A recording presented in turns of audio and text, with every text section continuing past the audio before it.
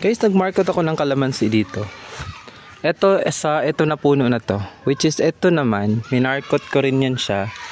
Doon sa puno na yon. Ayan siya. And then ito.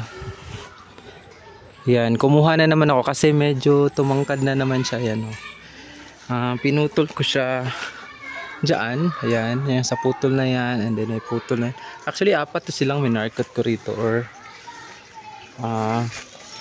then yung isa, ito pa. Yun yung isa, bali 4. Yung isa, wala pa, hindi ko pa kinuha. And then, ito na yung nakuha ko. Isang buwan lang yon at saka isang buwan ata at saka kalahati bago ko kinuha. And then, pagputol ko, mga after 3 weeks, kasi nabuhay naman siya, medyo naglaglagan lang yung mga dahon niya. Ayan guys. Ito siya yung mga dahon niya. Which is the good thing is, dumiretso siya sa pag guys. Ayan bulaklak.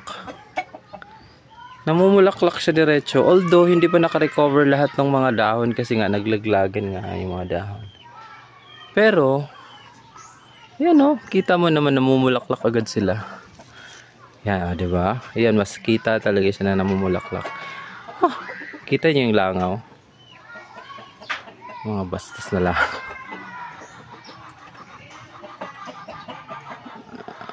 Hindi klaro yung langaw eh. Yan. Yung pangalawa sa kanya, ito, hindi nag-success guys. Na-dead talaga siya. Kasi yung kinuha ko kasi silang dalawa, isang ugat lang yung nag-generate sa kanila. Akala ko kasi maraming ugat na gawa nung isang buwan na sila mahigit. Pero ito, kahit pa paano nag-succeed. Pero ito, hindi. Namatay siya guys. The good thing is, ang daming bulaklak. So, yan lang. Di ba? Good thing.